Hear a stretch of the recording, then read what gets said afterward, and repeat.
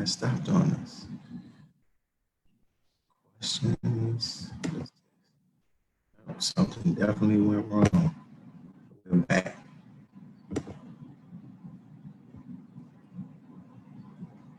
All right, so we are live, right? We are live. Let's get it.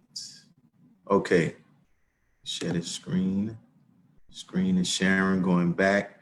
All right, thank you all for patiently working through this, through the technical difficulty that we had. So as I said, in the name of Allah, the beneficent, the merciful, we thank Almighty God Allah for his coming in the person of Master Farad Muhammad. We also thank Almighty God Allah for his leaving, his raising in our midst, the most humble and honorable Elijah Muhammad. And we thank both of them for their leaving in our midst, the Honorable Minister Louis Farrakhan. And in those names, I'd like to greet you all with the greeting words of peace and paradise. We say it in the Arabic language, Assalamu alaikum. And for our brothers and sisters who may not be familiar with that particular phrase, it just simply means peace be unto you. So we thank you all, and I want to get right to what we are dealing with today. So as I always, we talk about it, give some background on this. If you, this is a excerpt from a letter that the Honorable Minister Louis Farrakhan wrote in 2001. And I'm not going to read it. You have the opportunity where you can read it yourselves. But the Honorable Minister Louis Farrakhan was talking about to President George Bush Jr. at that time. He was talking about how he is in a prison. He's in a prison because of false propaganda. He is in prison because of the lies of those who are the enemy of truth, right? But the Bible says that because of the blood of the Lamb and the power of their testimony, that Satan was able to be defeated. And that's why, that's the one of the founding principles or motives behind why we are doing what we're doing with these series. We want to give people the opportunity who have had the time to be in the presence of the Honorable Minister Louis Farrakhan, where they can give their testimony so that they can free the Honorable Minister Louis Farrakhan from any prison that he may be in somebody's mind, right? This false concept and things like that. And today we have our sister, let me go back to this, our sister Nayyirah Muhammad. She is going to be coming with us shortly.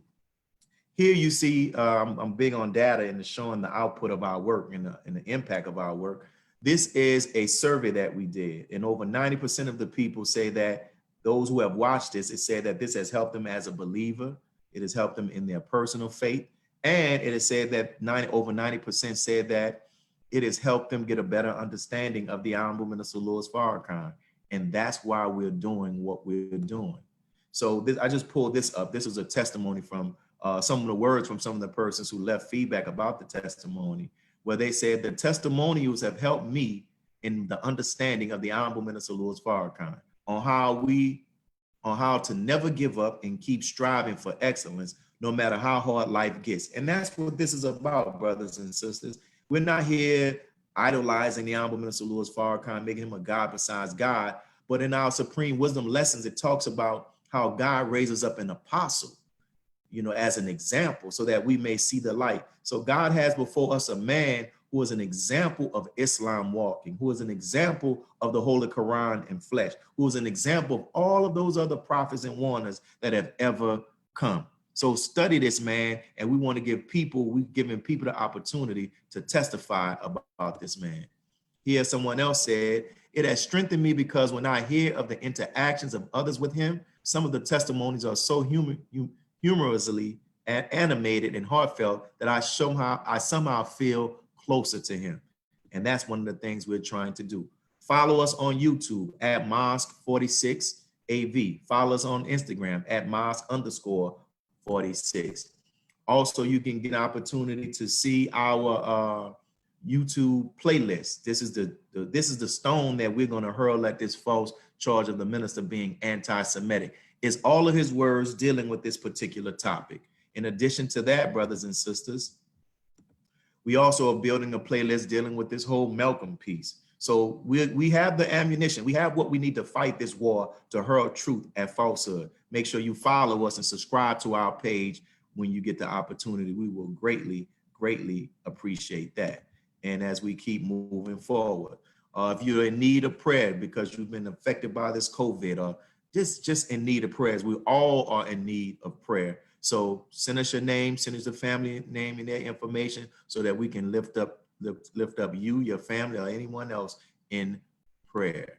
So we're in the process of trying to pay off our mosque mortgage. We would definitely encourage you all, whatever you can give. I think we're having a little trouble with the link, but you can go to Cash App and we're going to come up with another way where you can actually give. But we would appreciate it, whatever you can give to help us burn our mortgage. So inshallah, on next Sunday, you see the sisters are coming with it. We have, oh my goodness, I just saw that. I got to make that change. We have our Sister Tracy C. Muhammad. She's not the Mid-Atlantic Regional Minister. I'm going to change that. But we have our sister. Make sure that you on to hear her message.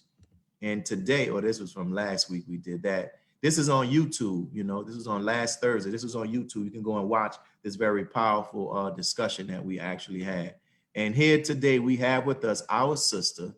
She's the founder of Repair of the Black Family Foundation. Our sister Nayyirah Muhammad. Let me stop sharing this and we can get right down to the actual interview. Bring our sister on. Got her. Mute yourself.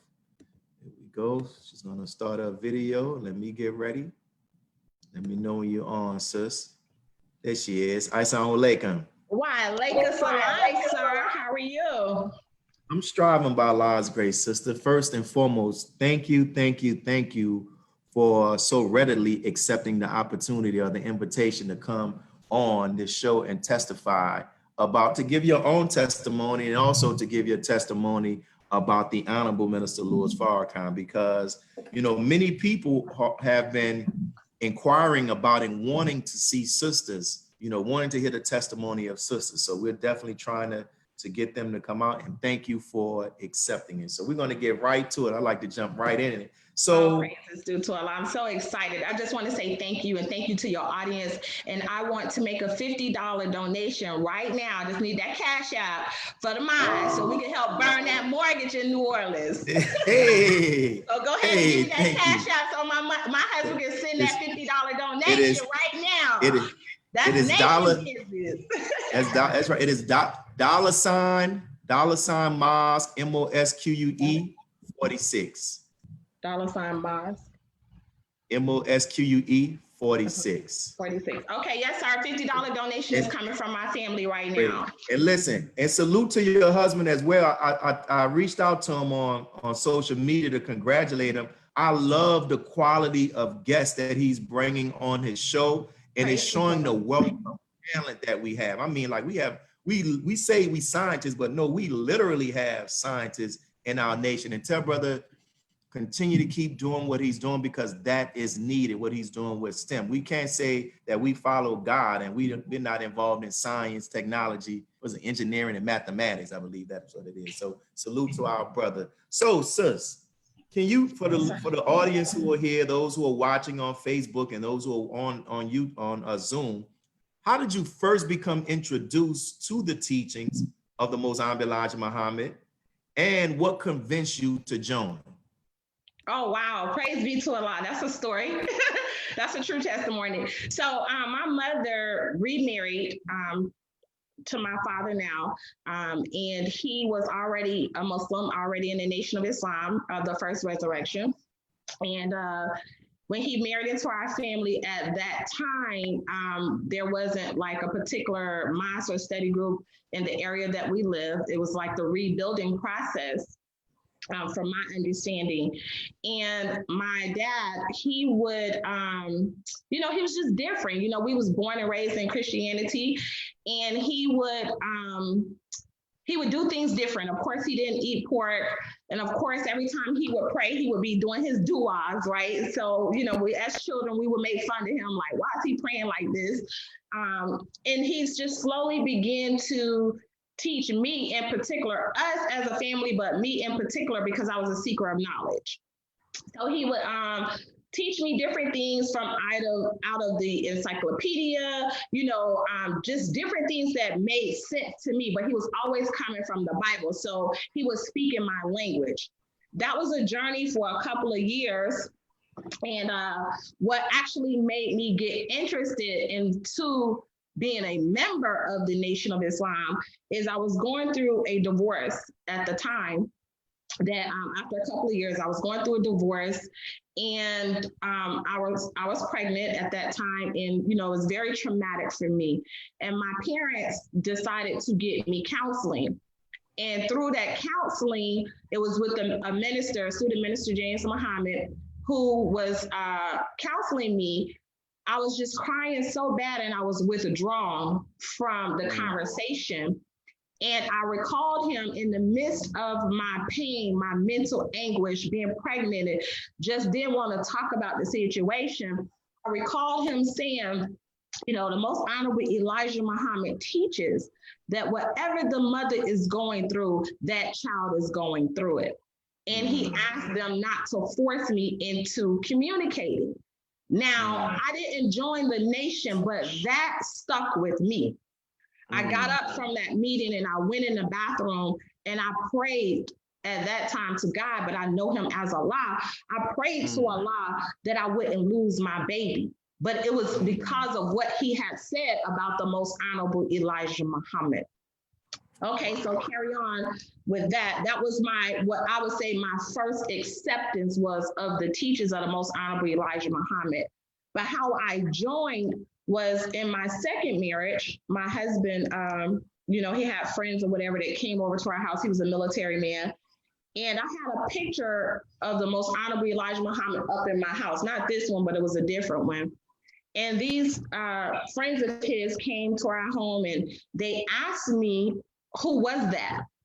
Right. And so if you asked me, of course, I said I was Muslim, but I wasn't practicing Islam, I wasn't in the ranks, but I said I was Muslim. And I said, oh, that's Jesus. Why I said that, brother student minister?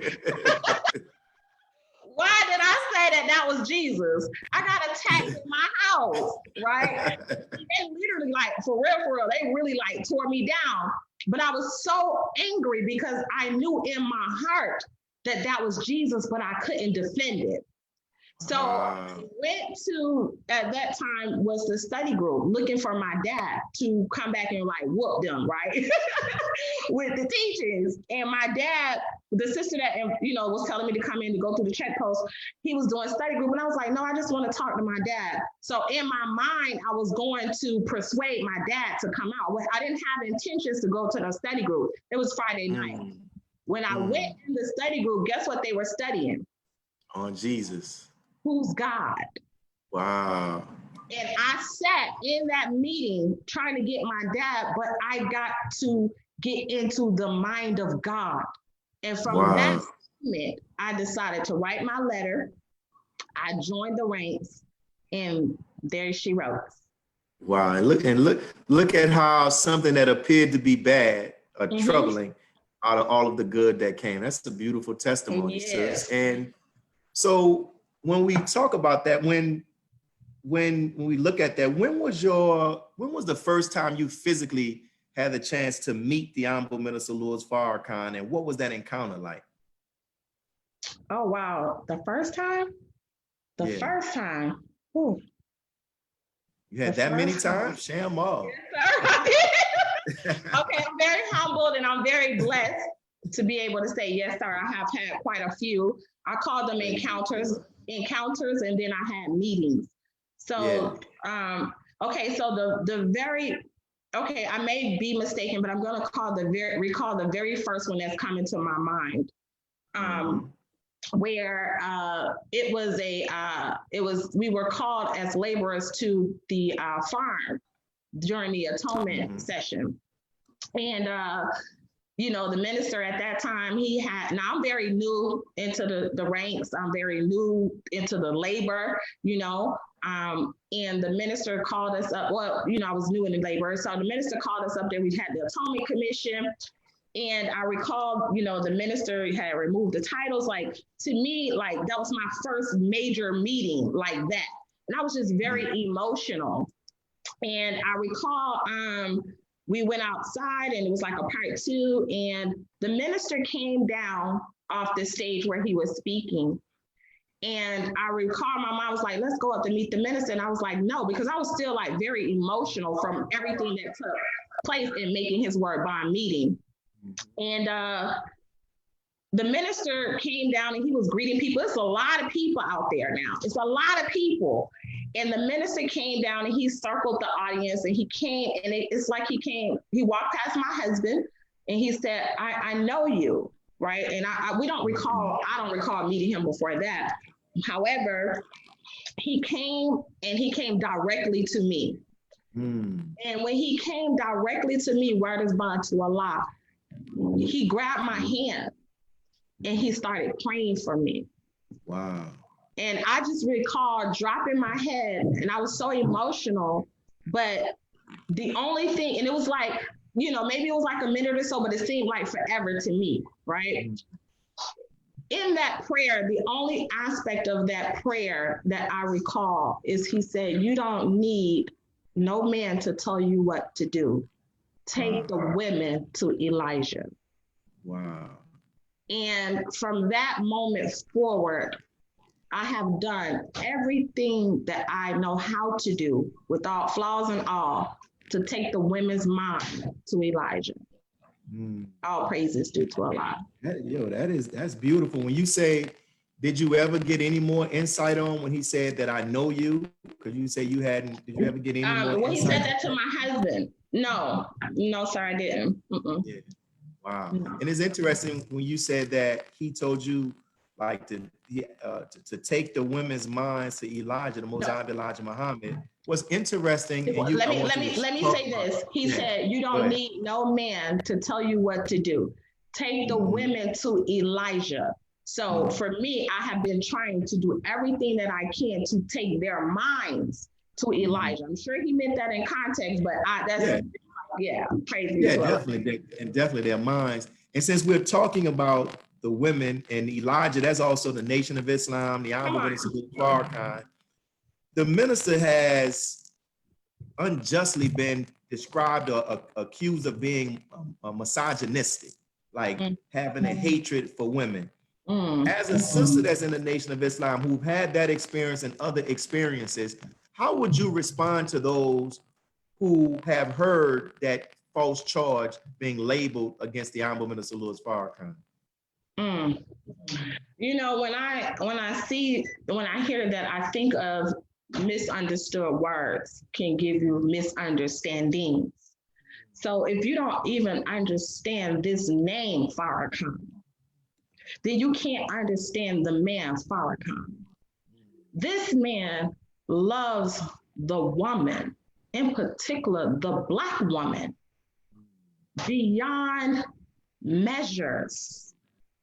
This man has poured into me, and I'm sure everybody has their story, but let me say my story of a broken young girl coming out of the streets or the pits of hell, looking for herself, and to meet a man like the Honorable Minister Louis Farrakhan in mind first, striving to, in duty, make my word bond, because he gave me a love, not of himself, but he showed me how to love myself through who he is and what he represents.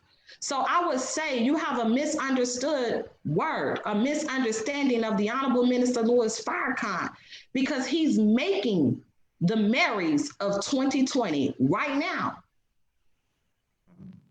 Wow, that is something. And like you said, in regards to that misunderstanding, so you talked about his impact, and I'll ask you this question.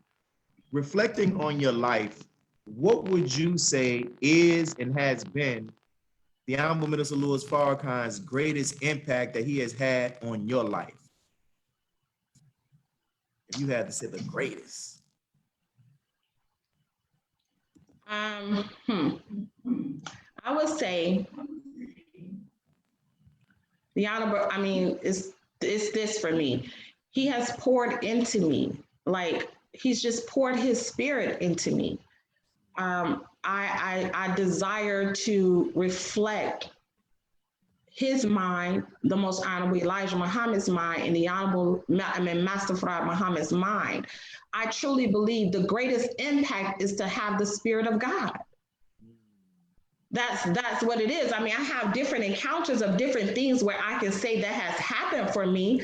But if I look at my life and I look at the way I carry myself, I look at everything that I stand for, I look at how I love Black people, I look at how I love my husband, I look at how I love my children, I look at how I love humanity. It's the Spirit of God that only can shape my heart and my mind, the way that I function, the way that I think. And that mind, I must say this, comes from the mind of the Honorable Minister Louis Farrakhan and his example. I was once blind, but now I see. And it's because of his love and his words directly to me. We all have been touched by the Honorable Minister Louis Farrakhan, those who have had the blessings to hear his voice. But when you are blessed to sit, at his table or in his presence, and he give you specific words, it's a transformation of mind, heart, and spirit. So I strive to walk with the Spirit of God, and I know that is because of the Honorable Minister Louis Farrakhan. And I say this, Brother Student Minister Willie, it's intentional. I intentionally walk my life like I know I'm walking with Christ. Wow, praise be to Allah. And while we're going in that lane, you have also in the technology offered by the Church of Scientology have reached the status of clear, right? Mm-hmm. And as you're aware, the Honorable Minister Louis Farrakhan and the Nation of Islam have come under fire and criticism for his and our use of the Church of Scientology's technology known as Dianetics, right? Mm-hmm. And as a sister who studies the teachings of the Most Honorable Elijah Muhammad and who is a member of the ministry class under the Honorable Minister Louis Farrakhan, and who, as I said, you studied the various technologies in the Church of Scientology. What would be your response to those who say the use of Dianetics and the use of those other technologies are in contradiction and violation of the teachings of the Most Honorable Elijah Muhammad? Well, first and foremost, I have a quote here from the minister, but I want to first say this. One of the things is it goes back to misunderstood words, okay? So yes. we need to clear the words before I feel comfortable enough to explaining my viewpoint on this. Wait. Dianetics means dia. It's a Greek terminology, which means through. Nous, Greek means mind or soul. It's the modern science to mental health, okay? When you look at the word Scientology, it's taken from Latin, which means scio, which means knowing in the fullest sense, right? Greek meaning the study of. So it literally means knowing how to know. Well, when you look at that, you're looking at modern science to mental health. Our job as saviors, as God would send saviors, is to raise the mentally and spiritually dead people. Say that. Dianetics is the modern science. It is a technology. Scientology is a spiritual technology, right? Allah is the all-knowing. Prophet Muhammad, may Allah's peace and blessings be upon him, said we should go as far as China to study. So what are we studying? We're learning how to know the infinite mind of God, which is your own self. Mm-hmm. So when you come into the technology of Dianetics and Scientology, you're coming into a spiritual technology that will reverse Yakub's process from us as a people. It took technology. When you look at the Willie Lynch, that was technology programmed us to being other than our own self, which we are still perpetuating it today. Mm-hmm. So if it was technology that enslaved our minds, then we can have a spiritual technology that will reverse that process. And that is the language of the Honorable Minister Louis Farrakhan. He said, the reason why we needed this technology is because we have been under oppression of an open enemy for over 400 years. This technology will help us to unlock ourselves quicker. It says in the Supreme Wisdom about the lion in the cage, needing the modern technology. It's in the book. 17 million keys that's going to unlock the minds of the Black man and woman. So I would say that anyone that, is like have a misunderstood about the Honorable Minister Louis Farrakhan is only because you have not studied for yourself. Because if you are a student of the Messiah and you're looking through the lens of the supreme wisdom, you're looking through the teachings of the most honorable Elijah Muhammad, you will find that this technology, it goes, as the Honorable Minister Louis Farrakhan has said, I'm speaking his language. This is not my language. This is a supplement to that which we already have. Beautiful, beautiful. And as what examples and testimonies can you give to show how that technology, coupled with the supreme wisdom that we've been given by the Most High Elijah Muhammad, Master Farah Muhammad, Minister Farrakhan, how has that examples of how has that specifically helped you as an MGT, and even help your enhance your understanding of the teachings? Absolutely. Okay, so I believe it's in the supreme wisdom. Here we go. Lesson number 1, it says, why does Muhammad and any Muslim murder the devil? What is the duty of each Muslim in regards to 4 devils? What rewards does a Muslim receive by presenting 4 devils at one time? I'm going to answer your question. Because he's 100% wicked and will not keep and obey the laws of Islam. His ways and actions are like a snake of the grafted type. So Muhammad learned that he could not reform the devils, so they had to be murdered. All Muslims will murder the devil because they know he is a snake, and also if he be allowed to live, he will sting someone else. Each Muslim, talking about Sister Nayyirah when it pertains to me, is required to bring 4 devils. By bringing and presenting 4 at one time, his reward is a button to wear on his lapel of his coat, and also receive a free transportation to the holy city of Mecca to see Brother Muhammad. Brother Student Minister Willard, I say this, and going through that process, using this spiritual technology, sitting in a chair hours upon hours, facing my own reactive mind, which is made up of devils, demons. They use the technology engrams, right? You sit in that chair, and at one time, you're asked 4 different questions. What did you do to yourself? What did you do to, what has happened to you? What did you do to another? What have you watched others do that you didn't say anything about? And what did you do to yourself? You are bringing 4 devils, 4 ways of looking at trauma, bad aberrations, deviations from the mind of God. You're presenting that, and you're eradicating that from your mind.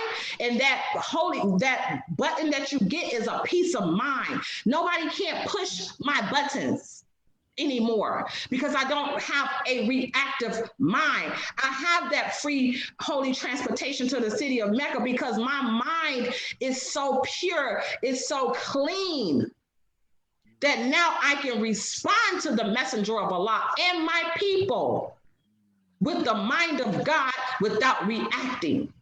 Beautiful. I can live the laws of Islam by choice now. Not by reacting. If I did something and I did it, maybe I was reacting from something of my past and I broke the law. Now I'm clear. My mind, I don't have the aberrations and deviations that will have me to go against the mind of God unaware. If I do it now, it's because I truly know in present time that I broke the laws of God. Beautiful, beautiful. And like you said, you've had the opportunity to be in the presence of the Honorable Minister Louis Farrakhan, discussing this issue and hearing them teach on so many other things. You know, there are people who I've seen reports flying around the internet that Minister Farrakhan was paid so many amount of millions of dollars to embrace the Church of Scientology theology and neglect the teachings of the Most High Elijah Muhammad. What would you say to people who are continuing to spread that falsehood? Well, again, it's all about seeing the Honorable Minister Louis Farrakhan in the proper light, okay? Mm-hmm. The Honorable Minister Louis Farrakhan is a friend to humanity, but specifically to the Black man and woman. He's never lied to us, ever, okay? Mm-hmm. He's a trusted friend. Now, I've been in the presence with the minister, and he has asked us to bring him from up under that. How do me personally, bring him up under that, from up under that lies, false propaganda? I've been in the church. Mm-hmm. I'm there. I've witnessed, and I witnessed the response that these people have to the Honorable Minister Louis Farrakhan. The minister has not been paid. He's given money for us to take courses. Say that. He's paid for us out of his love to see our minds free. And here it is, the minister, man, good God Almighty. Look at this. The minister is making allies for us to be able to work shoulder to shoulder, friendships in all walks of life. It's problem 13. Say that. Look at the Savior. The Savior, before he came to the Black man and woman, he studied 20 years amongst Caucasian people. He made friends that at the proper time, these friends will be presented to us to help get us up out of the condition that we have been put in, which is made devils. Mr. L. Ron Hubbard is one of those friends that we were destined to meet at the proper time. So says the Honorable Minister Louis Farrakhan. So I say this, you are misunderstood. And matter of fact, yes, some of us are under misunderstanding, but there are people that's lying on the Honorable Minister Louis Farrakhan. It's gonna take people like me, you know, that's on the battlefield. I'm on the battlefield with this particular assignment. I'm here to say, the Honorable Minister Louis Farrakhan has not sold us. Go ahead, sis. I'm here to say that as his student in his class in defending the Honorable Minister Louis Farrakhan, he has helped us to get a spiritual technology to free us from the evil wickedness of what this open enemy has done and is doing, so that we can become up into the gods that we are, to move at a quicker pace, right down in modern time with modern technology, so that we can function in present time. All praise is due to Allah. I love that man Farrakhan. Ooh, and so, and you mentioned the word assignment, and I've had the opportunity to be around the Honorable Minister Louis Farrakhan, and when he has people on certain assignments or people have a certain assignment, he never fails in his ability to give guidance in regards to how to carry out that assignment. Is there anything that you can share about where, like, specific things the Honorable Minister Louis Farrakhan may have shared with you regarding your assignment and using the technology coupled with the teachings to go about in this work of resurrection? Yes, sir. You know, one of the things that the Honorable Minister Louis Farrakhan has said that I reflect on is, you know, I am not different from the rest of us, and I'm talking about within our nation. I believe that Allah intervened in the person of Master Farad Muhammad. I know the Honorable Elijah Muhammad is the living, exalted Christ, the eternal leader of the nation of Islam. I bear witness to the Honorable Minister Louis Farrakhan, who is the boldest, baddest Black man on the planet Earth. I know these three men. I prayed to Allah to have their minds. The Honorable Minister Louis Farrakhan has said to me, he's asked us to study this technology. He said that I found what he found, that which will make us better helpers to Allah, better helpers to the messenger. Now I'm saying this little small quote here, and better helpers to him. Go ahead. And then further said, and ultimately be better for humanity. So with that, my guidance is to say, I found what he found. I am a better student. I am a better helper. I am a better wife. I am a better friend. My love for humanity is unconditional because I've learned to remove those things, those impediments that has kept me from loving myself. So with that being said, I'm striving to be an example on how we can deactivate our minds from Satan's world. It's like we're walking, maneuvering through minefields right now. So yes, you know, that's one thing. Another thing he said, meaning I think Allah, another thing that he has said is that this technology had to come through the woman. Because we have carried the burdens, the pains for over 400 years. And we will never get rid of all of it, but this technology will help to alleviate it. All praises. And you've mentioned in general about how the technology has benefited you. Can you share some specific examples of how it has benefited you? And also, because I know you've traveled all over this country, even outside of the country, I believe, using the technology coupled with the teachings of the Most High Elijah Muhammad. Like, can you give some examples of how it has personally benefited you and the examples of how you've seen it personally benefit others? Yes, sir. All praises due to Allah. So, as you know, you may or may not know, my journey starting out, I've done 20 years in the labor as a student MGT captain. All praises due to Allah. Praise be to Allah. And as no longer serving in that particular position. However, as a laborer, student laborer, and coming in off the streets, you know, I don't want to say off the streets, but I had my ways, you know, as everybody, you know, I had my own ways about myself and striving to learn how to serve other people. I made many mistakes. I hurt people because I was hurting, unaware, not intentionally. There was times where, you know, I was perceived as being cold, but that was my coping mechanism because I didn't know how to communicate my feelings or what I thought at a particular time. I was just shut down to keep from hurting people, but to other people that was perceived as being cold. Situations where people would come to my desk or to the laborers meetings and maybe they broke the law. And I felt like I didn't do all that I could do to save this person or I didn't have the answers to help them. All of that stuff has been changed for me. Hurt people, brother student minister. We know this.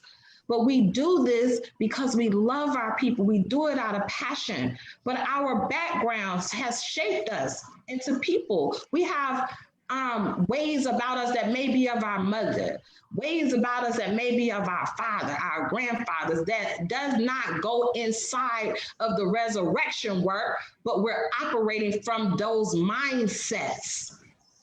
So to remove those mindsets, the mindset of being a victim. I was a victim to rape and molestation from a family member. with that mindset, I had to operate with student laborers that was men. So somewhere in my thinking process, I operated from the pain of being molested and being raped, that somewhere it affected my labor with men. So to go in and find all of this stuff and understand the root of this stuff and get rid of it, and to come back and have that ability to have the process of atonement for real, to come back and have the opportunity to correct my mannerisms on how I handle people, the proper handling of people, that I can truly operate from that space of love. That's what this technology has done for me. I've gotten to a lot of the root of my impediments and gotten rid of those things that was keeping me in bondage from being a true servant. And I can love beyond the conditions that present itself now. Wow. I'm not saying that I'm unaffected, like the minister says in Closing the Gap. However, I know how to display the proper emotions for the proper situation. And I'm not stuck in anxiety, grief, resentment, covert hostility, anger. I'm not stuck on the lower bands of existence of life. I'm truly at a space in my life, as the Supreme Wisdom has says, work cheerfully. Fear not, because you are the best, the righteous, and the powerful. That's where I exist. Beautiful. That's my aura. That's my frequency. That's who you see when you see Nayyirah. That's my presence, which is a present from me being obedient to go and rid myself of those things that kept me in bondage. Wow, it's beautiful. And you mentioned, when you talked about the rape and molestation, and the Honorable Minister Louis Farrakhan on numerous times, he talked about the percentage, and he would say there are sisters who sit in this audience, and and it's the stats are showing that violation of humanity is taking place with the sisters and even with males, right? So for somebody who may be watching this broadcast or may see it later, who may have that experience, but they're still stuck there, and they have become like the dry bones in the valley, where they're saying there is no hope. Like they feel like there's nothing that can be done to overcome that experience. What words would you give them? I would say that your heart deserves to go free. And I would say that, look at me. Like, really look at me right now. When I talk about the rape and molestation, I'm free. I'm free.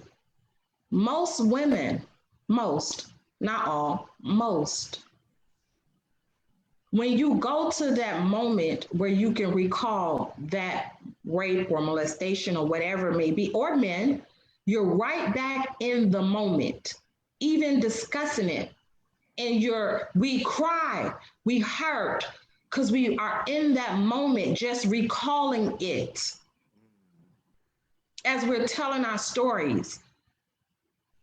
But I'm free. I'm free from those experiences that wouldn't allow me to allow my testimony to set somebody else free.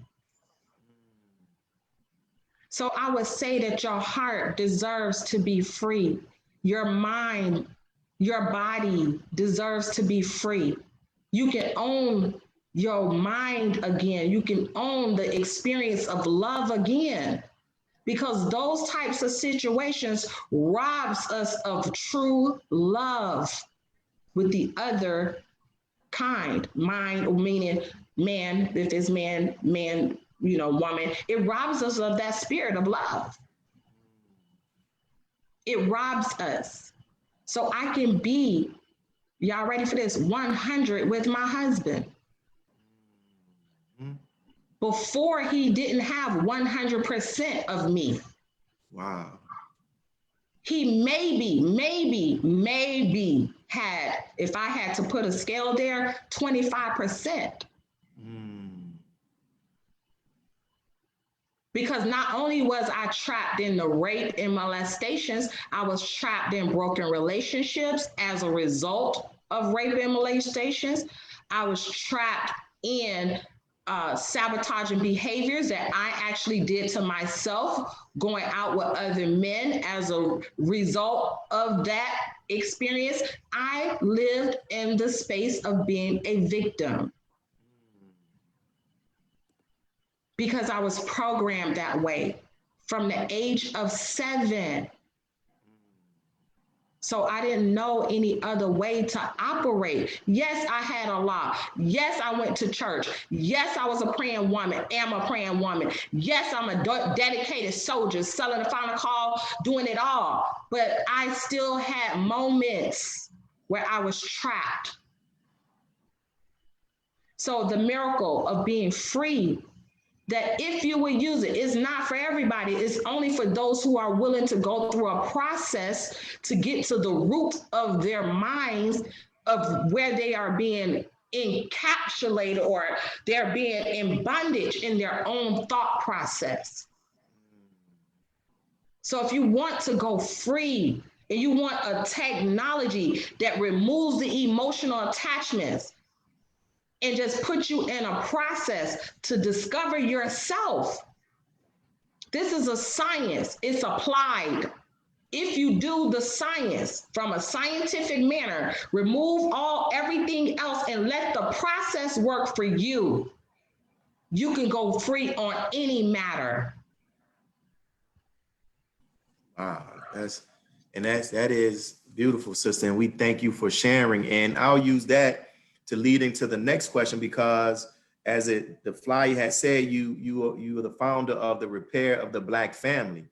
Can you talk about why you have taken on that specific work through, and why is it so important to repair the family? And I know I asked a bunch of questions. No, it's okay. It's okay. So one, talk about why have you began that work of repairing the family? And if you can just share one or two little practical things that those who are actually watching can use when this broadcast ends on how we can begin to start repairing our family.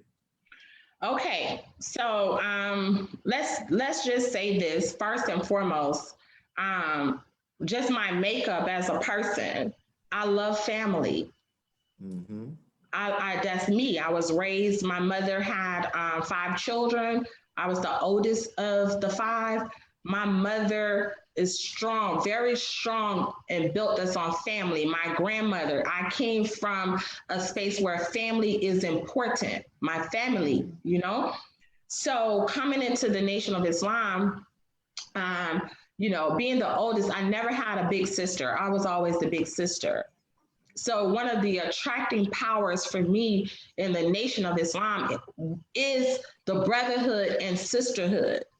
Okay, I always wanted a big sister, and I got plenty now that I've joined the Nation of Islam. So I got an extended family now, serving, of course, the women and guiding and helping and helping people. All of that, I see that as family. Now, when it comes to specifically the repair of the Black family, the Honorable Minister Louis Farrakhan once did a lecture, and he said that in this lecture, he says this, it's a quote: "There was never a time that so many of us have killed and abused one another as we're doing today. There was never a time when Black women were so abused and misused as they are today. There was never a time when Black children have been so abused and misused as we find them today. The violence and the abuse in the home is so great that every teacher or leader of any consequence should begin to look at the destruction of the Black home, the Black family, the Black community, and address these concerns with truth. That was April 20th, 1992. That is the basis of our foundation. I took the teachings of the Most Honorable Elijah Muhammad to the streets. He says, do for self or suffer the consequences. Our people are broken, and we have a knowledge of self. We have a knowledge of God. We have a knowledge of the enemy and the time and what must be done. The one thing that I have come to learn in service is people don't care about how much you know. They want to know how much you care. So my goal is to show what does a healthy family looks like. To be married for 22 years. I'm not just married, brother student minister. I'm happily married. Praise be to Allah. All praises is due to Allah. I have a husband that loves me. The Black man and his image have been destroyed when it comes to the media. So we have to be examples of putting back in the front of our people good looking Black men, meaning good looking with the mind of God. Women, children, family, so that we can know that we can be repaired in this time. I wouldn't be repaired or be in a process of repair if it wasn't for the Honorable Minister Louis Farrakhan. So taking it to the streets, that's my desire. Getting out here and giving people a place of refuge to come and learn all about themselves. Taking this modern science to mental health. Being able to protect the minds of Black men and women, because the enemy is after our minds when it comes to psychiatry. The Black woman is being put out front to usher the minds of man, woman, and in particular children into the psychiatry industry. So if I can use my gifts and talents from the teachings of the Most Honorable Elijah Muhammad, taking the technology of Mr. L. Ron Hubbard that was a gift to Black people from Minister Farrakhan and L. Ron Hubbard, showing the example, making it safe for us to be able to get our minds in check without the use of medication. Many of us is running to the doctor's office out of depression and getting these pills that's keeping us from the mind of God. So that's my goal. That's our goal. The Honorable Minister Louis Farrakhan says that when you break up a family, you're destroying the nation. Where there's no strong family, there's no strong nation. And we are here on a kingdom assignment. I am a kingdom builder. So my job, my assignment, divinely given to me that I believe was inspired by God himself, and Minister Farrakhan confirmed it, is to help repair the Black family by my example and by my actions. So when it comes to the repair of the Black family, all praise is due to Allah. I'm taking the teachings of the Most Honorable Elijah Muhammad out to the streets around the world and using the technology of Mr. L. Ron Hubbard to resurrect our minds with modern science to mental health to keep us out of the psychiatry industry. It's a preventive measure. Praise be to Allah. So thank you, sister, and loving your responses. The title of this online show that we're doing is I Have a Testimony. From your perspective, why do you think it's important to testify about a man like the Honorable Minister Louis Farrakhan? Yes, sir. Because if we're striving to live our life according to the way he's training us, when a person meets us and they hear us, they will meet the Honorable Minister Louis Farrakhan. God will send saviors. We are saviors. So how would you meet a man that you've never met before or may not ever meet before? Because you are meeting his mind in us. You're meeting his ways in us. You're meeting his example in us. You're meeting his power and ability to transform human life in us. Because if I go from where I have been and you look at where I am now, you are really looking for the mind of God, you'll say, wow, what a man. Mm-hmm. Because Wow. if he can save her, if his words can save her, if his words can take her to discover the Honorable Elijah Muhammad, if his words can take her to discover the mind of Master Farad Muhammad, and she, people that know me know this, put on a headpiece. She is striving to help other people. When I used to fight women, no, for real, right? But now I fight for my people. I'm still a fighter, but the energy has transformed into a different direction. So I don't fight my people.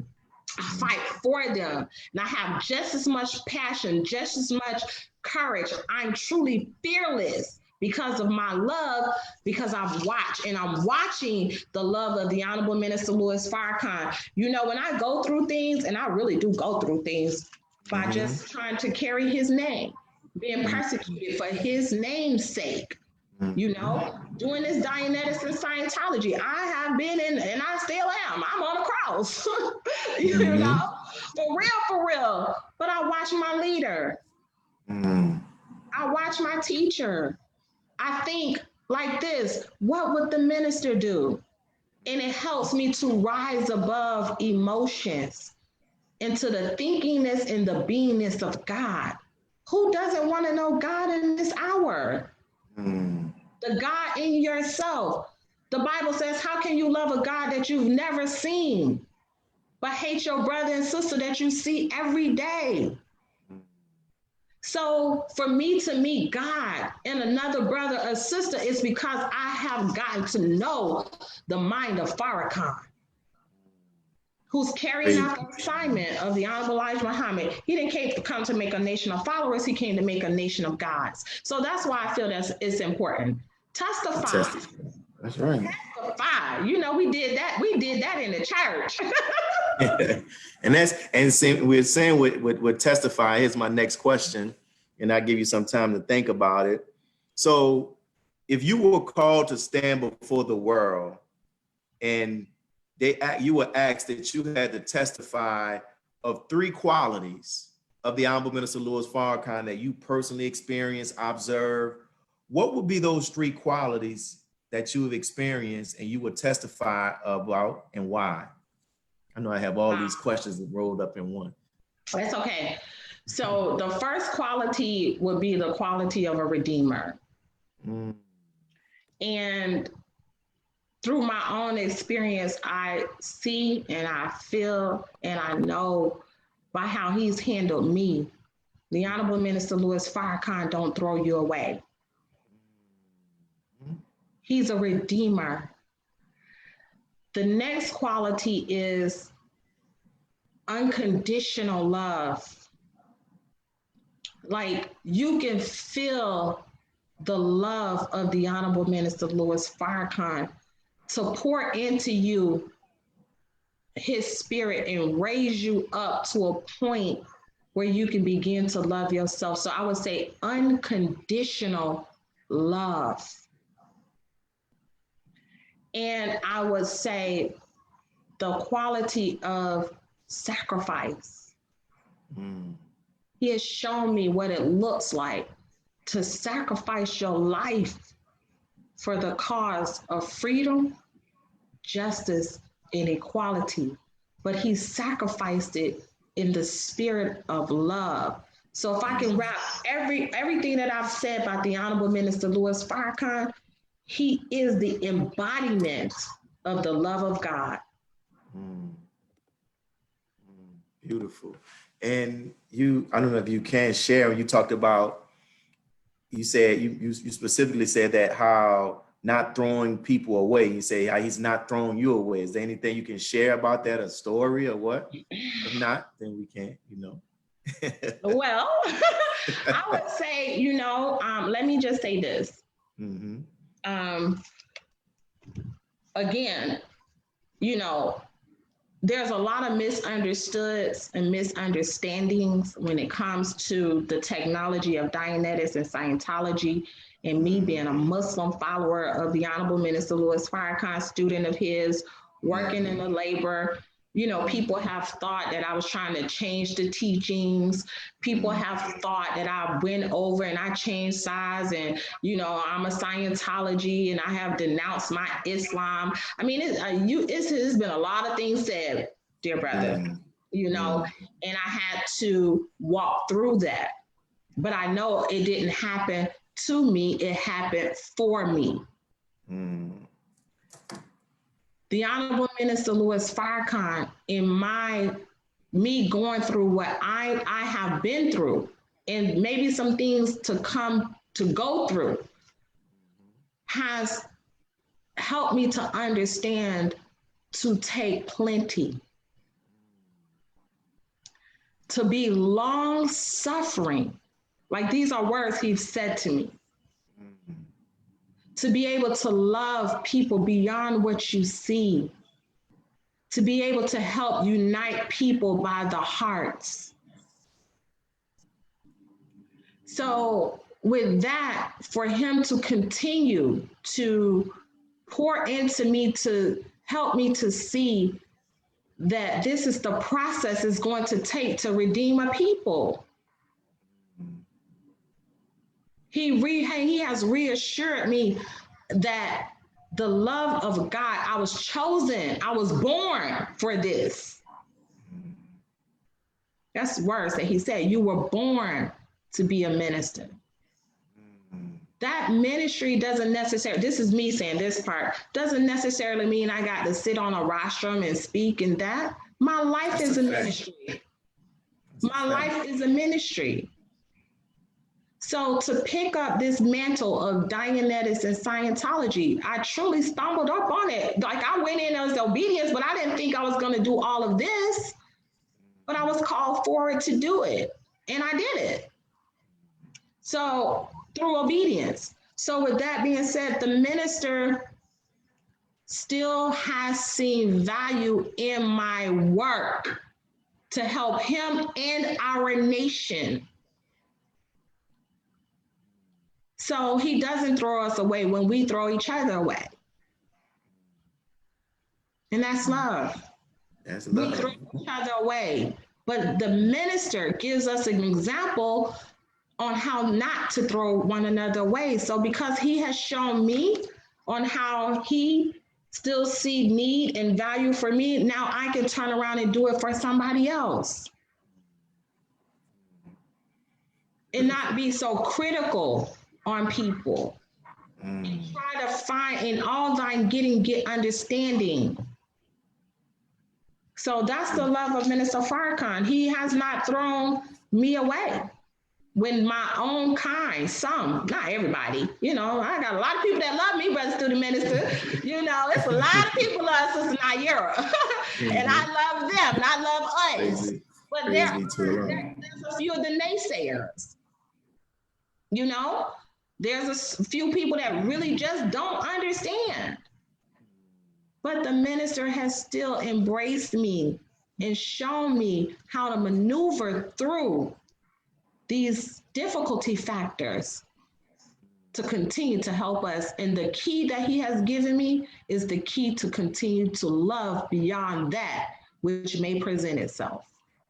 Praise be to Allah. Beautiful. What would you say, in a few more questions, from your perspective, what would you say is one of the most, I ain't gonna say one of the most, what would you say is, like, I guess some of the most, like, how is the minister misunderstood, not only by those outside of the nation, but even by some of us inside the nation? Like, what do you see people outside of the nation misunderstand the minister this way, and people inside the nation misunderstand the Honorable Minister Louis Farrakhan in this way, from your perspective?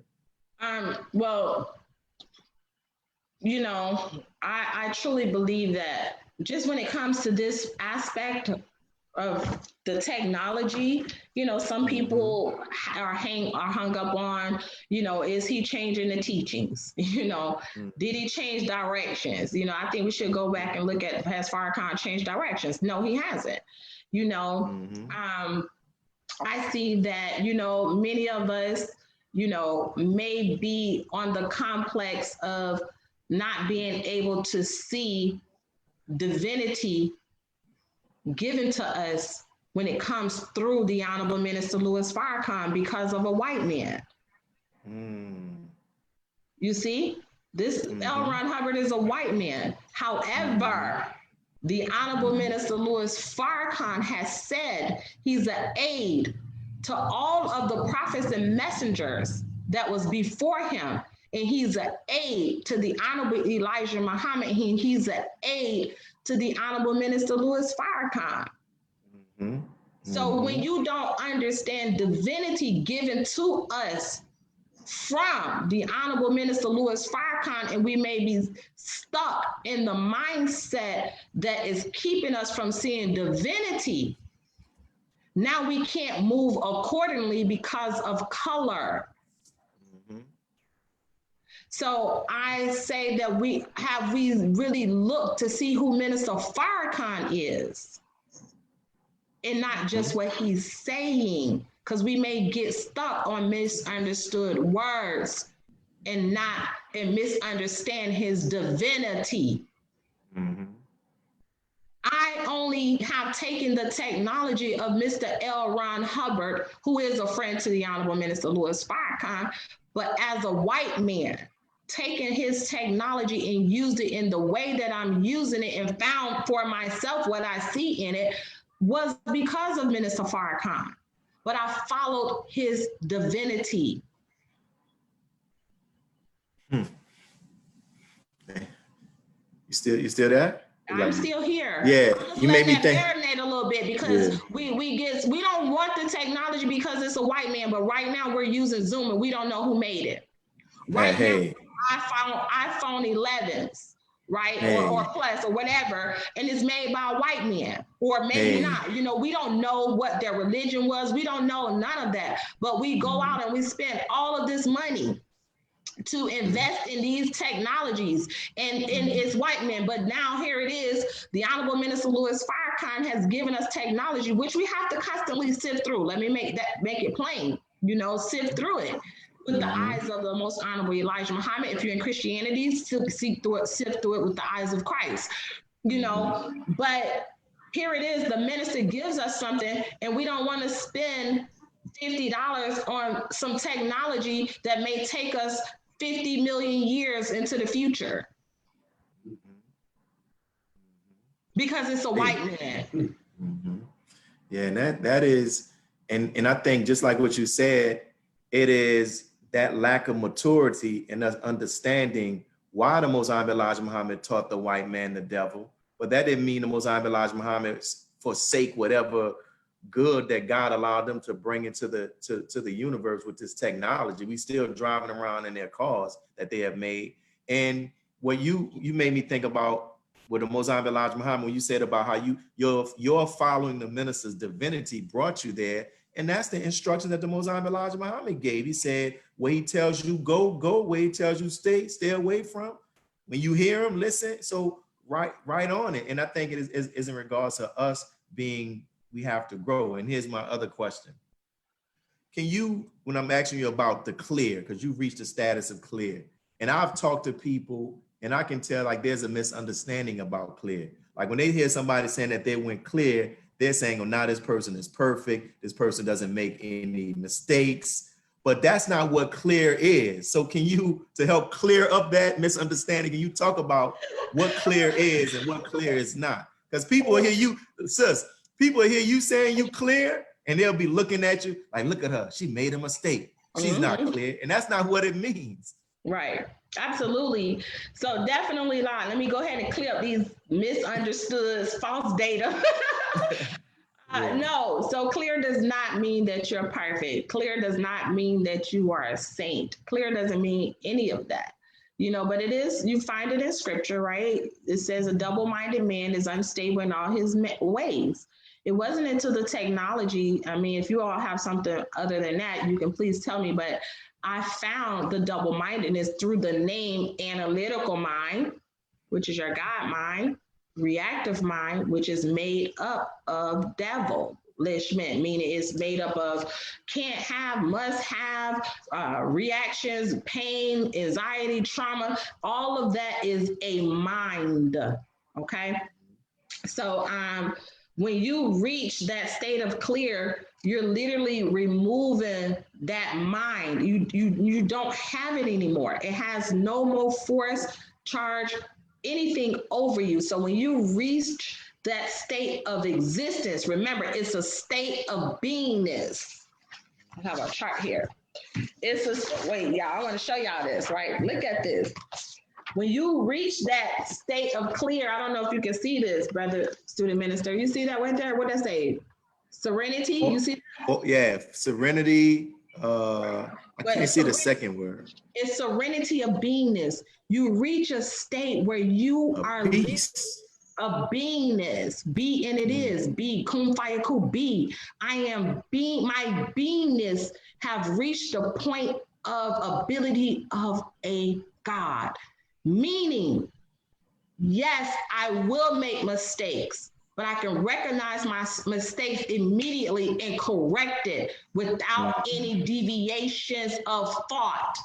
Yes, I will get upset, but if I get upset with you right now because maybe you stepped on my foot, I am upset. That's the proper emotion. You stepped on my foot on purpose. I'm upset with that. I'm not upset with something that happened 15 years ago where my brother stepped on my foot and now you stepping on my foot and it all looks like one thing. I'm clear of anything from my past and I can operate in present time without any deviations of thought. My thoughts go straight in line, arrow, boom. I can go from point A to point B without looking over to see where you are. I can move accordingly. So yes, I've reached that state of ability where I can function in present time without being affected from my past. Many of us, brother student minister, you can tell it in the language, we operate 75% of our attention is in the past. So you would hear us say, oh, we used to do this. I remember used to win with. No, yes, that's fine, but can you operate in the here and the now?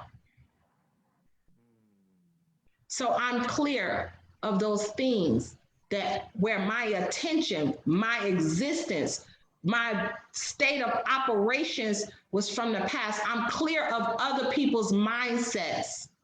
I'm clear I don't have to function and do things the way my mother did it. That was aberrated. Departure from God's thinking. I don't have to do it the way my father did it. I don't have to do it from maybe the neighbor down the street that had influence over my mind. And we picked up things along the way. It's called learned behaviors. There's a lot of things we do in present time that doesn't belong to us. Your thoughts is not always your thoughts. This is why Jesus would say, my thoughts are from above and your thoughts are from beneath, because his thoughts was from a higher state of awareness of existence. Our thoughts are from beneath because we have been made other than our own self. I don't have the devil's mindset anymore. I'm functioning from the mind of God, period. Beautiful. Because I've gotten rid of those things that would keep me from being other than my own self. The one thing that I originated when I went clear, and there's many other things, I am my own self. That's the lessons. Exactly. And when you sit in that chair, brother student minister Willie, anyone that's listening to the sound of my voice, if you are courageous enough to sit and go through a process, you don't have to go clear, just get enough aberrations off you where you can start to think for yourself. You will find that you've been operating from other people's mindsets. Wow. You will find that. So the way we make decisions, the way we handle other people is not always our thinking. And this is why we keep making the repetitive mistakes on improper handling of people, because we do it the way it has been done to us. Some of us are still dramatized. Many of us are still dramatizing the white man's mindset on each other, unaware. Because we have the slave master's mentality. So the Savior came to unlock the poison in rusty locks by giving us supreme wisdom. We have not applied it. He gave us how to eat to live. We haven't been 100% obedient to that. So the minister has given us the study guides. We have not applied them 100% because there's impediments that's keeping us from applying these things in our lives. If you are a Christian, you have the Bible. It's not applied 100 because there's things that's in your life that you know. Here we go, though. What about the things you don't know? That's affecting us. That's affecting us. So you're now getting into the process of the unknowingness of self. That was the most beautiful discovery for me.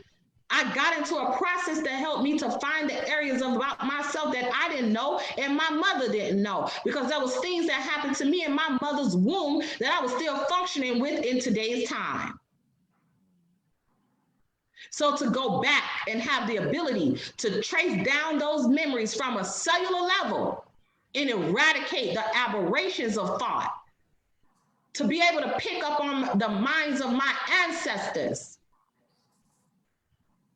from a cellular level, the command phrases of being beaten. Because you know we got beaten in this lifetime. How many of us got an extension cord whipping? Do you really think that was your mother, your daddy, your grandmother that would whoop us, who loved us, with an extension cord? Wow. That was part of that thought process, was when the white man would whip us with a whip to keep us in check. So it was passed down from generation to generation in the form of, I got to keep you in control. They loved us, but they was dramatizing those things that happened over generations of time. So now we are removing generational trauma. Generational traumas. It's interesting. You use the word courage several times throughout the interview, and you were using the word self. And it made me think about how the Honorable Minister Louis Farrakhan said that one of the greatest battles that we need to engage in, that we don't have the courage to engage in, is that battle with self. So for somebody who's watching this, and they are, like, a lot of people are responding very favorably to your words. It's touching them, it's resonating. It's due to Allah.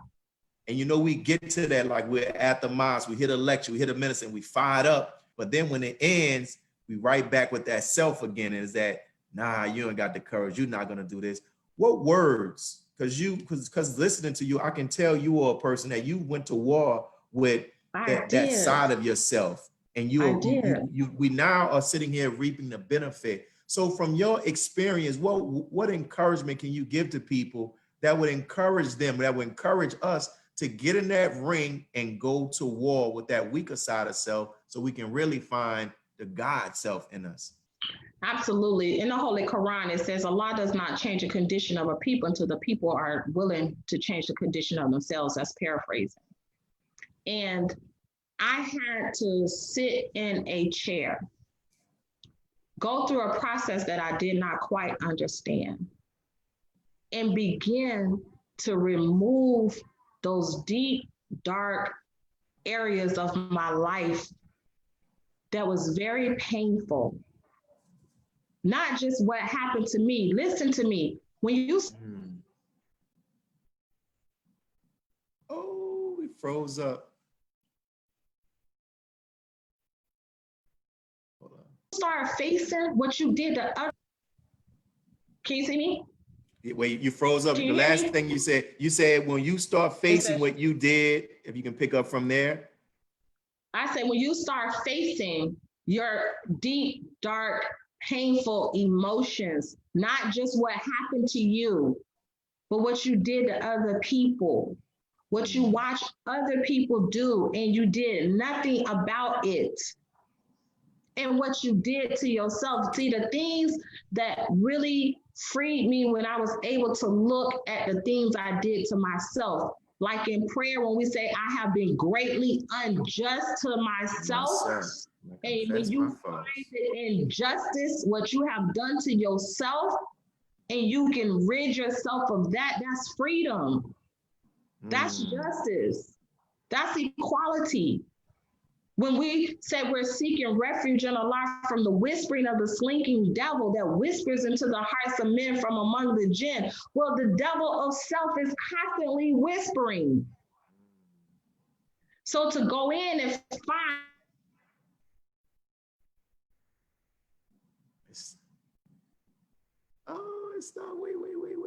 what aspects of these demons. Can you hear me? You said to go in, and then you came back and said what aspects of these demons? Yeah, we want to get all of that. I said to go in and find these demon circuits. For those of us that study in the technology, we understand demon circuits that has force and power over you. And you find these demon circuits you're going to free yourself from. Right? It's like you getting the tools to cast demons out of yourself and others. I sat and I let demons be casted out of me. They didn't go willingly, Brother Student Minister Willie. They were fighting. I was fighting myself. There was times I would sit in that chair and I'm like, no, I don't want to do this no more.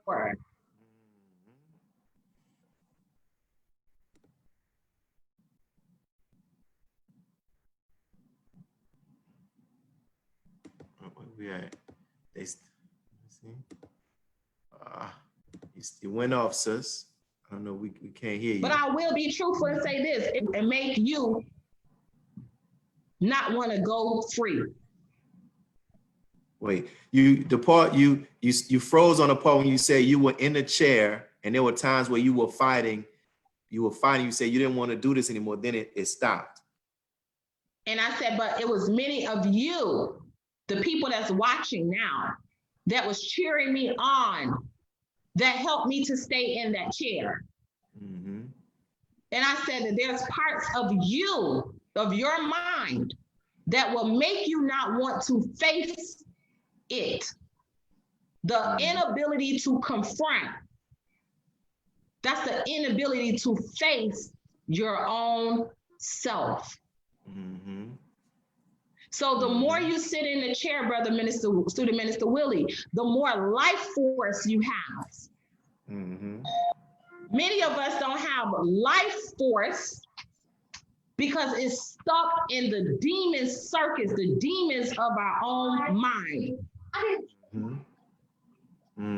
So now when we don't have the energy, the Spirit of God to do the work, it's because our energy has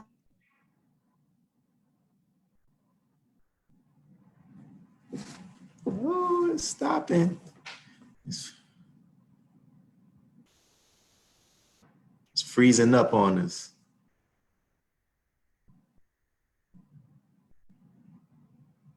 Been locked up in the. Can you hear me? It's you said the last part when you said energy, then it froze. So I said that our energy and the spirit has been stuck, and I don't know what, into this demon, into our, it's stuck in your mind. You understand? So we're not free to do the work. We're not free. We lack energy. We lack the Spirit of God because it's stuck in this reactive mind. It's stuck in aberrations. It's stuck in deviations. So the more you can unlock those poison and rusty locks, the more freedom the more spirit, the more life force you have. And if you are a Scientologist and you understand the language or you study Scientology, they use the word theta. It just means spirit. So now you are free to be. Look at me. I am being a God. I'm free. You can tell a person that's free, that's clear, by their presence. Do you know, scientifically, when you go clear, your energy is so pure that you can change the environment just by walking into a space. Wow. Everybody's energy adjusts to the environment of a clear. Not only does he say it, I've witnessed it. So that's why people are attracted. It's not, oh, she's clear. No, it's the life force that I have, which is the spirit of God from my own beingness that is coming out. Is what's the word? Exuding out of me. But when you don't have that life force, or your life force is trapped in anger, grief, anxiety, depression, when you come, people vibe, your vibe is off. So you start to feel people, oh, something ain't right. I'm not feeling them, because their life force may be trapped in one of those lower existence of life. So when we study the word of Master Farad Muhammad, we study the word of God, that those words have the power to unlock our energy. So now you see us when we're studying, we're eating right, we're living a righteous lifestyle. Our energy, our tone goes up. Tone is not sound, it's your state of existence. That's interesting. So now let's say we're studying the word of God, and when we're in the moment, we good, but then somewhere in our mind, we shift back. Like you said, we go to the mosque, we hear a good lecture, but then when we go back and we dealing with self, we go back into you ain't nothing. Somebody whooped you. Your daddy ain't S. You ain't gonna be S. This. And we go back into the chatterness of our minds. Here we go, Brother Stephen, Pastor Willie, and those that's listening and following this conversation. I don't have chatter.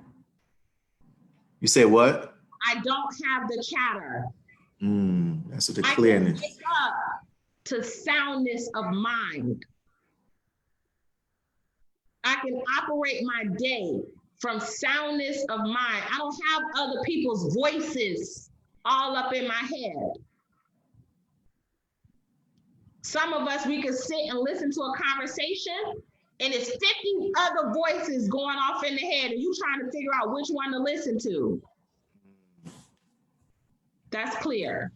Yeah, hey, very, very, very good. And so there are people who are, several people are saying they want to experience that same feeling. And I think one of the ways, if they can contact you, what's some of the best ways that you can be reached? So people who want to know what's the next steps that they need to take in order to, begin to start working toward getting themselves free and releasing that energy. How can they reach you? Yes, sir. So you can reach me at www.repairtheblackfamily.com. That's my website. Subscribe to the website. You can email me at repairtheblackfamily@gmail.com. You can inbox me on Facebook, which I prefer, the emails. But however, you can inbox me at Nayyirah Tavika Muhammad, and also on Instagram, sister_Nayyirah. And I would say this, by Allah's permission for myself and those who have gone, there's a way, it's going to take us to deliver us. And there's a way when you're going into that church that you want somebody that has been there, that knows the system. You understand? That knows the routes that's going to benefit us. Not that it's not, you can't have things that's there, but sometimes, people they do their job. You understand? So you may go in for one thing and get pulled off to do something else. You want somebody who knows their language and can help guide you I am one of the guides to help you go through this process. And I, along with those others that have gone, I have helped to make it safe for you. Mm. So you want to come to your own kind and then go in and do what you got to do. It's okay to ask questions from those who have gone, those who have experienced this technology to the degree that we have experienced and invested time and money to come back and help us. There we go. You know, so I'm here for you. Thank you. And what we'll do before I ask my last question I always try to do this. For those who are on Facebook, can you please begin to start leaving some comments? Like what is standing out to you from this interview? What's resonating with you? Several people have already begun to start leaving some comments, but there's some who are watching that has not. Like I want to hear like what resonated with you? What stood out? What moved you? What touched you? What inspired you?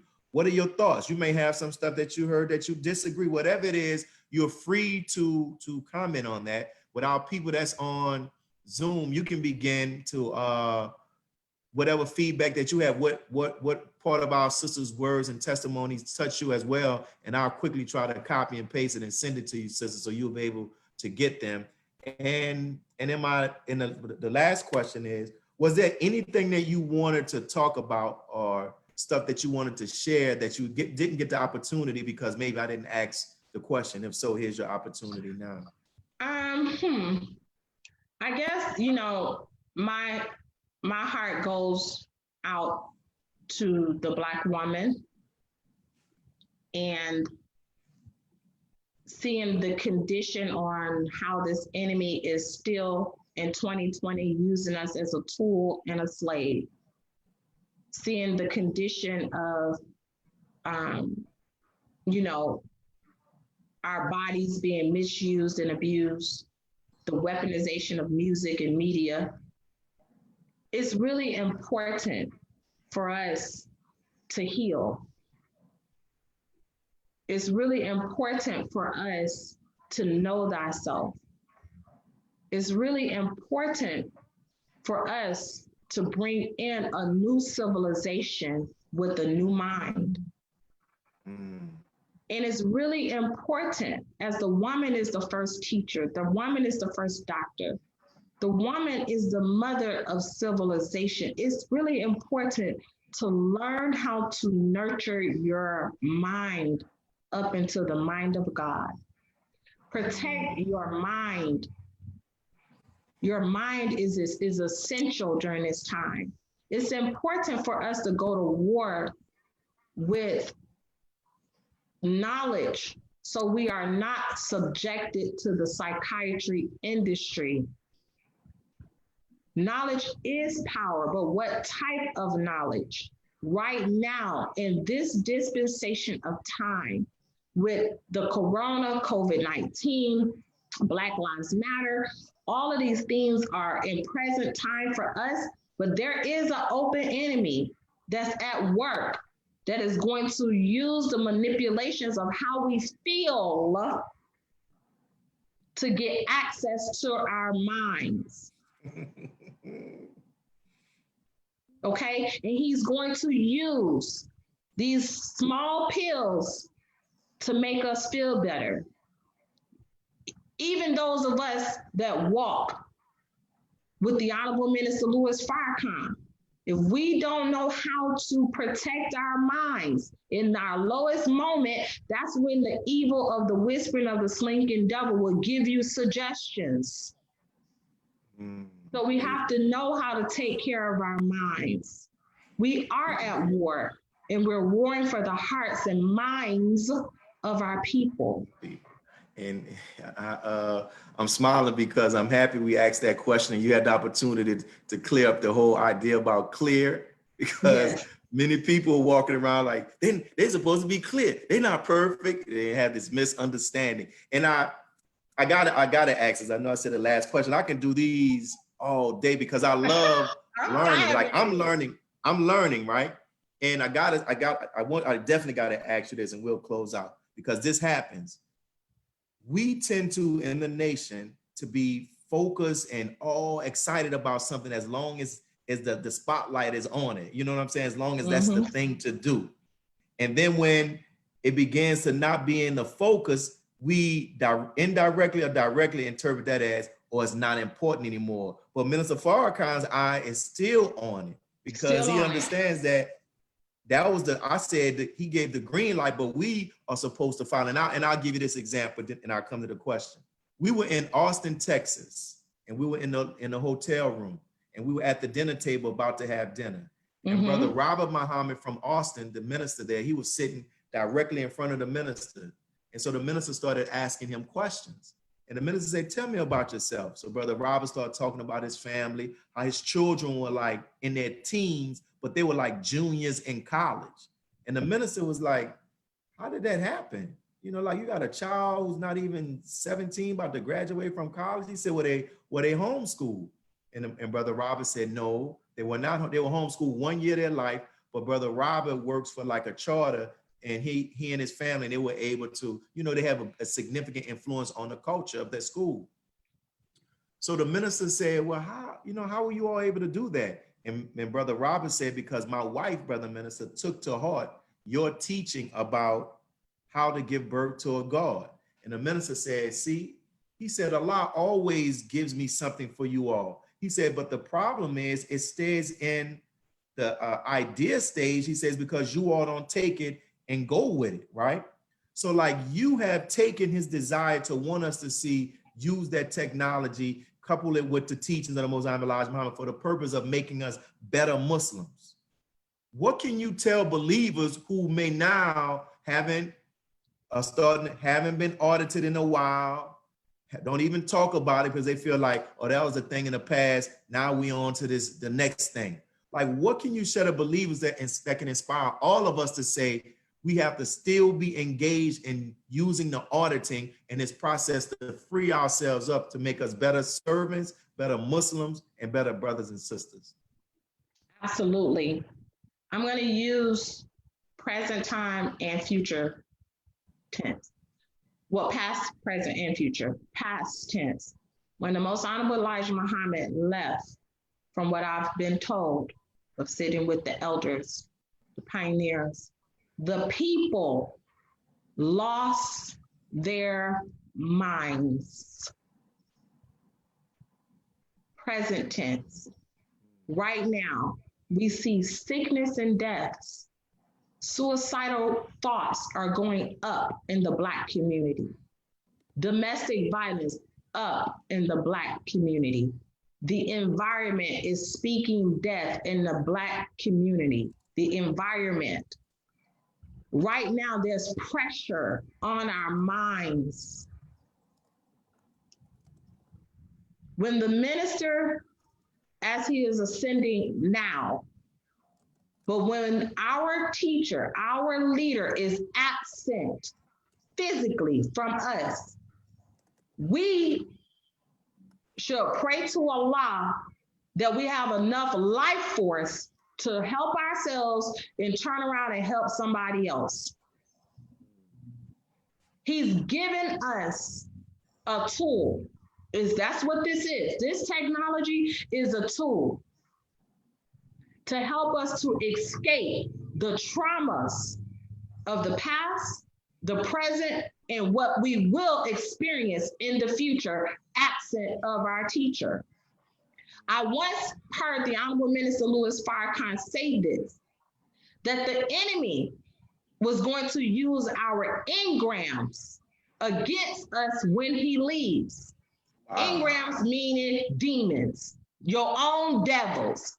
So if you have not taken the time to rid yourself of the things that can be used against you, then we may be in bondage to the enemy by taking our weaknesses and using them against us.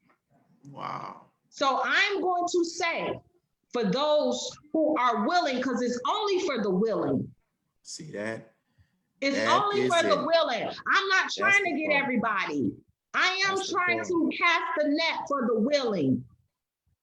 We need enough of us to stand up on truth, the principles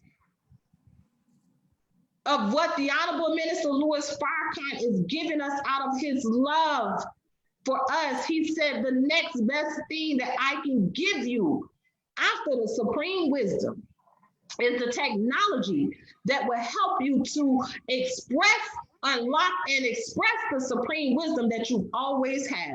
How will we defend the Honorable Minister Louis Farrakhan? Not from the states of emotion. It's from our ability to be. So if we are reactive and not responsive, then the enemy will use us to further his agenda, knowingly or unknowingly. So I would say, for those of us, we don't want to be in a space where we may just lose our minds. And we're seeing it. Every time we see a believer pass away, every time we hear one of our youth has been killed, every time something is happening in the families, single mothers trying to be Muslims and taking care of their children and, you know, doing the everyday and dealing with the COVID, that's pressure on the minds. Husband and wives don't know how to communicate with each other. Pressure on the minds. And this is why grace is still amongst us. Well, what's going to happen when grace is from not physically present? Yes, we will be able to seek refuge in Allah, but Allah says that he does not change the condition of a people until the people can change their own condition. You have the opportunity to change your conditions. What is Scientology? Study of knowing him, but what is a Scientologist? I'm not nowhere saying that we're a Scientologist, but you are being given a technology that will help you to change conditions. So the minister said we are Muslims who apply Scientology to our lives. He said he don't like a spiritual cowardness. So anybody that can use it for yourself and get some benefits, because I have, and I'm going to continue to get it to help us. As his student, my goal is my desire is to master that which I can master in this technology and help us. We need more of us that's willing to use it as a tool to help us, because we're going to need it even more when he ascends physically from amongst us. Praise be to Allah. And someone had asked, they was asking a question. I told them that you've dealt with it several times about that resistance that some of us have, rank and file and leadership too, following the minister's instructions.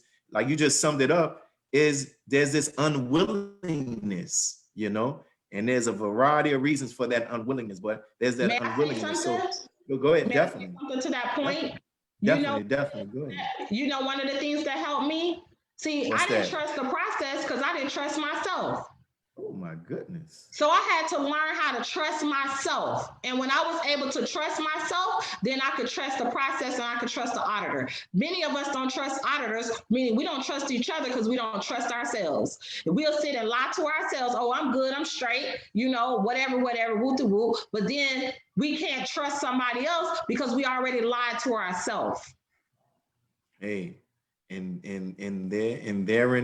therein that it is. There's so many people, sister, that really feeling what Allah has blessed you to say it. And I pray that they send emails, and I pray that they that they reach out to you. And I also pray that those who see this interview, on Facebook, we're going to put it on YouTube, that we begin to start being more inspired to follow the Honorable Minister Louis Farrakhan's instructions. And even those who in different cities, that have been appointed, they're the mosque or their city's Dianetics coordinator. Pick up the banner and keep going to work. Don't expect that you're not going to face any difficulties because it's something new. And like I was sharing with somebody today, sometimes when we see some new things, we think that somebody's trying to change the theology when really what we're just trying to update a traditional practice. There's some like traditional practices that can change. But don't expect that you're not going to have opposition, because that opposition is going to be our test to see how sincere we are. Like the sister gave it a testimony, She said the Honorable Minister Louis Farrakhan told her to take plenty. If you're dealing with Black folks inside and outside, take plenty. So I want to make these announcements. Family, I always ask this. First of all, let me start off by expressing my gratitude for those who are leaving comments in Facebook, on the Facebook comments, and those who sent some comments in regards to on Zoom. Please, what did you get from this? What did you learn? What resonated with you? What are you going to do? And let's reach out to our sister and let's share it with our sister. And I'll just close out. Let me close out with some more of these previous announcements. Here we go. And thank you, sister. Very good job. Thank you so much. Very good job. Very Praise good job. Praise be to Allah. Really enjoyed it in your willingness to actually to give your testimony. So as I said, for those who are watching, go and see this interview that I moderated with our brother Dr. Akili Muhammad and Dr. Abdul Halim Muhammad. And it talked about COVID and it talked about diabetes. And what was interesting was the number of believers that tuned in, which goes to show that diabetes is affecting us. But Dr. Akili specifically pointed out what the Mozambique Elijah Muhammad says about how to eat to live, how it can help us defeat diabetes. It's on our YouTube page, Mos46AV. So make sure you go check that out. And then not only check it out, make sure you go and share it with others. And so we had our sister. This is going to be on our YouTube page as well. It's on Facebook. Go and share it. Watch it again, because all the times you might pick up some stuff that you missed the first time. She said so much. And this is our sister. She's not the student Mid-Atlantic Regional Minister. So don't say that's a mistake. I'm going to change that. But I want to let you know that our Sister Tracy C. Muhammad, our brother Rodney Assad Muhammad's wife, and they do a lot of great work in the Nation of Islam. She's going to be on the show on next Sunday. And then inshallah, after her next, we'll talk about the next guest that we have. So let me stop sharing that. Sister, still let me take some time. If you have anything else you want to say, you can definitely say. Let me ask this question, because I had this. Huh? Go ahead. We just met the 10-year anniversary yesterday when the Honorable Minister Louis Farrakhan did the Put on a New Man lecture. I suggest, we should go back and watch that, but I'll give you a tidbit that he said to me. Because I told him I had transcribed that lecture, and he said it's not put on the new man, it's put in the new man and wear him as a garment. So let's put him in and wear him as a garment. It's been 10 years that he rolled it out. So it's time, family. The universe, the atmosphere is opening it up for us. So he's calling on 10,000 fearless. That fearlessness starts with yourself, your own mind. Accept your own and be yourself. What is your own self? Your own self is a righteous Muslim. We are saviors. God will send saviors after them. So yes, we got to save us in the nation, but it's many people, 17 million people that got to be delivered to the Lamb of God. And this tool will help us in our process to help deliver the minds to our people. The Honorable Elijah Muhammad said to the Master Farad Muhammad told the Most Honorable Elijah Muhammad he wanted his mind. The Most Honorable Elijah Muhammad told the Honorable Minister Louis Farrakhan he wanted his mind, and he said to me, and I'm sure he said it to others, and that has been completed. What does Minister Farrakhan wants from us? He wants our mind. So set yourself in heaven at once. Position yourself to give your mind to all three of those men. Thank you. Please ask your question, Brother Student Minister Willie. Oh, okay. So somebody wanted to know, where can they get that transcription? I guess that's going to be coming out in the book form soon. What is it? Which one? Of the lecture that you say you transcribed. Oh, well, I transcribed it for myself. I don't know if I have permission to do that, but you can go listen to the lecture and transcribe it. And my question, this is a question. You know, on social media, we run into a lot of people who they still have the name Muhammad or X, but they may not be quote unquote active, right? Mm-hmm. But whatever it is that they're dealing with, they still believe, right? They may have had their different little experiences that that jaded them or whatever, and their own personal shortcomings where they feel that they're not worthy to be amongst a group of people who they don't realize still having the same challenges that they had. Because on July 4th, when the minister said, if any of you all have sin, stand up, you know, nobody could stand up. What advice would you give to that brother or that sister who may be watching this and they've been moved by what you said and they want to get back into the community? What advice would you give them? And we'll close on that. Oh gosh, yes, sir. The power of being healed, of healing. You know, all I can say is that I've been through some trials in this mission. I've had my personal shortcomings and my personal deviations of where I knew that if I didn't self-correct and keep holding on to the hands of Allah, I would not be here. I would say to you, you can be redeemed, but don't wait for somebody to come and redeem you. Redeem yourself. Take this technology and put yourself in a process and find the painful, emotional things that has kept you away from you and your God in this mission.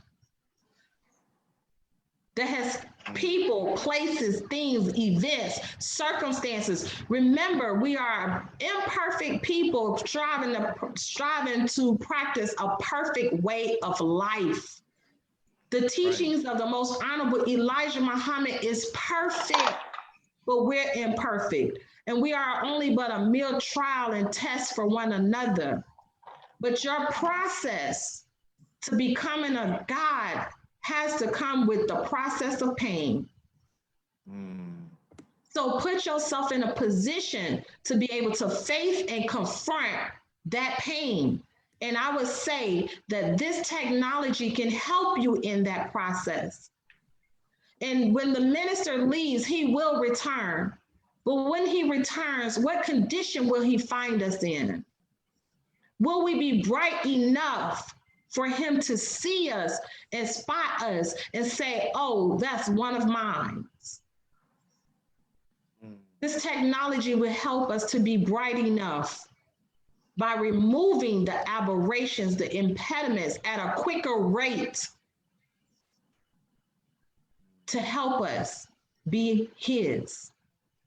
So make the decision. Everything starts with a decision. Be and it is, that's a decision.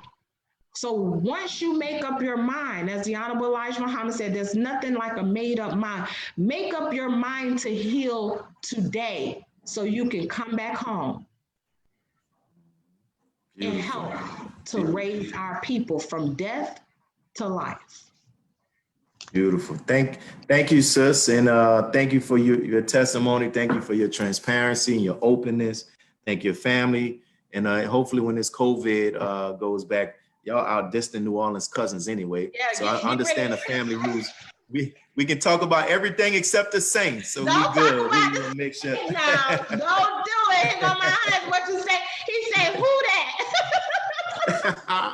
So thank you all, and thank everybody who signed in. Please leave your comments. Keep leaving your comments. And sister, you can go on. You can see the impact of how Allah used you. May Allah continue to bless each and every one of you all. Assalamu alaikum. Wa alaikum salam. Praise be to Allah. Thank you so much.